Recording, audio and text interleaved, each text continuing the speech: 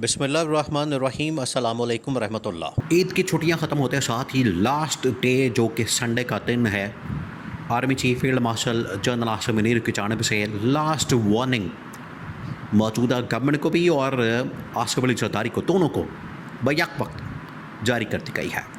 बिल्कुल last warning, क्योंकि इसके बाद जो अगला हफ्ता शुरू होने जा रहा है वो इनके लिए बड़ा ही ख़तरनाक, इनके लिए बड़ा ही खौफनाक और इनके लिए आप समझें कि तबाहकुन साबित होने वाला है।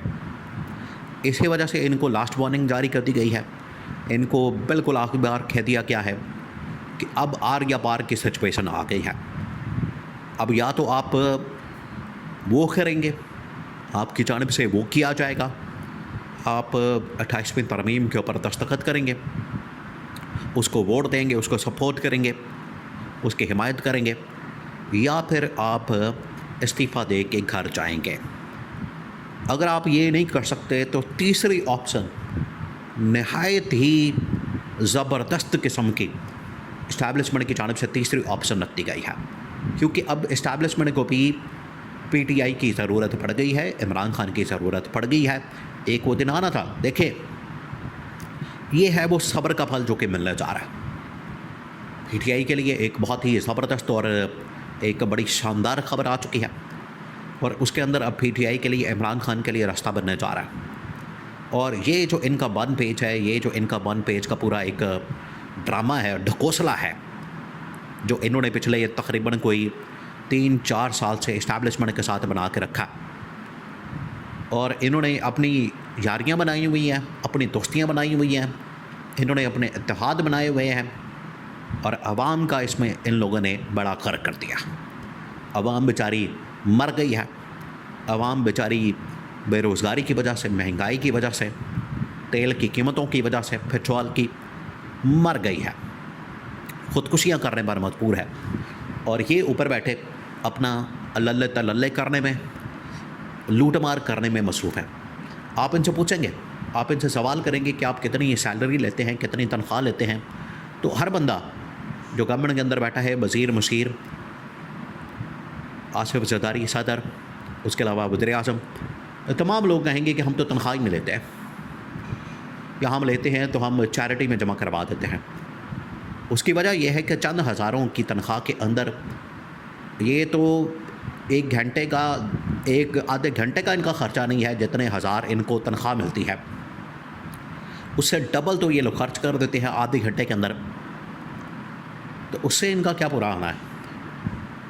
तो जो बंदा आधे घंटे के अंदर लाखों खर्च कर सकता है, तो आप लेवल चेक करें कि उसकी करप्शन, उसकी लूट मार का लेवल क्या होगा। उसी की बुनियाद के ऊपर फिर उसका माहाना जो ख़र्चा है करोड़ों रुपए के अंदर बन जाता है। तो अगर जायज़ तरीके से कमाएगा, जायज़ तरीके से, हलाल तरीके से तनख्वाह के ऊपर गुजारा करेगा, तो फिर माहाना करोड़ों रुपए का ख़र्चा नहीं कर सकता।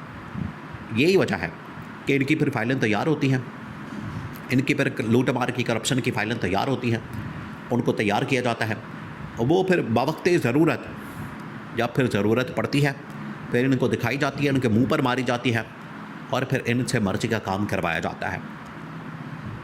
अब भी इनकी फाइलें तैयार हैं, करप्शन की, लूट मार की तमाम चीज़ें मौजूद हैं, और इनको लास्ट वार्निंग चली गई है, लास्ट वार्निंग दे दी गई है।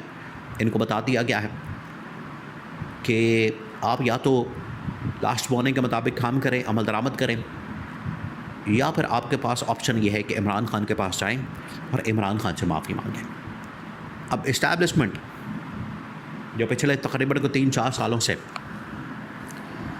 इमरान खान और पीटीआई की जो इस्टेब्लिशमेंट के साथ एक चपकला से एक लड़ाई, उनके दरमियान एक खिंचातानी, इख्तलाफात, एक दूसरे के ऊपर तहफ़्फ़ुज़ात, वो जो मौजूद है, अचानक से क्या हुआ ऐसा कि इस्टेब्लिशमेंट इमरान खान की फेवर में बात कर रही है, इस्टेब्लिशमेंट इमरान खान से माफ़ी मंगवाने की बात कर रही है। हुआ ये है कि इस्टेब्लिशमेंट को पता चल गया है कि ये अपने मफादात की खातर, नून लीग अपने मफाद की खातर, पीपल्स पार्टी अपने मफाद की खातर 28वीं तरमीम को नहीं होने दे रही, जबकि पीटीआई और इमरान खान का मौक़िफ़ 18वीं तरमीम के ख़िलाफ़ है, यानी कि 28वीं तरमीम के हक़ में है।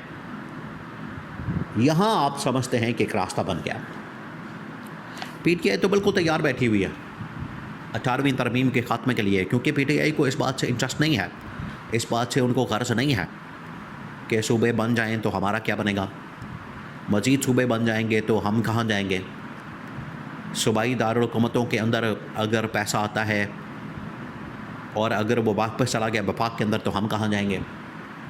अगर पाकिस्तान के डिफेंस को, पाकिस्तान की आर्मी को मजबूत किया जाता है तो PTI को, इमरान खान को इस बात की फ़िक्र नहीं। कहाँ से आप अंदाज़ा कर सकते हैं कि फ़ौज की मजबूती, फ़ौज के बजट, फ़ौज के डिफेंस के मतलब मामलात के मतलब, फ़ौज की मजबूती के मतलब, ताकत के मतलब, उनकी पावर के मतलब ये लोग उसकी मुखालफत करते हैं, नून लीग और पीपल्स पार्टी वाले।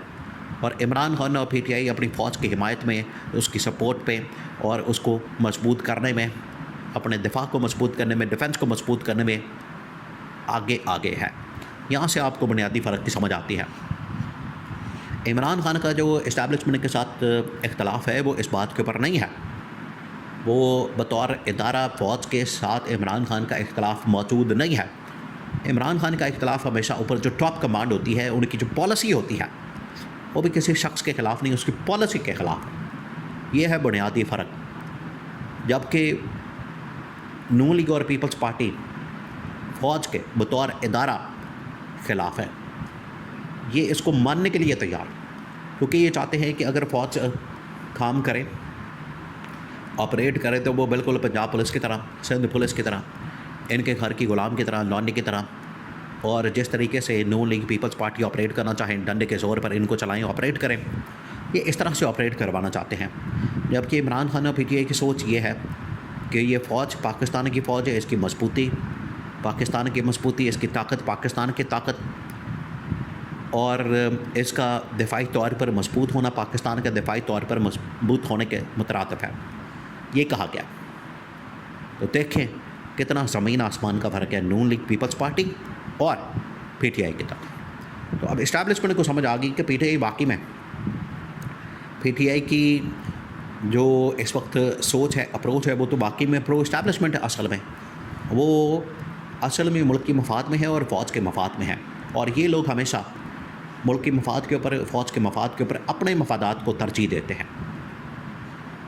ये अब इस्टेब्लिशमेंट को इस चीज़ का एहसास हो गया, उन्हें रियलाइज़ हो गया, उन्हें अंदाज़ा हो गया कि हमने 3-4 साल इनके साथ जो सपोर्ट करके मगजमारी की है, हमने टाइम ज़ाया किया, वक्त ज़ाया किया, और आज जब फ़ौज को दिफाई मामलात में, डिफेंस के हवाले से, दिफा के हवाले से, उसकी मजबूती के हवाले से, उसकी ताकत के हवाले से, पैसों की, फंडिंग की, वफाक को मजबूत करने की ज़रूरत पड़ी है, तो नून लीग और पीपल्स पार्टी भाग गई है। तो शहबाज शरीफ से कहा गया कि चाहो इमरान खान से माफ़ी मांगो, जरदारी भी भाग गया है, और माफ़ी नहीं मांगोगे उसके बाद उसका खमियाजा भुगतना पड़ेगा।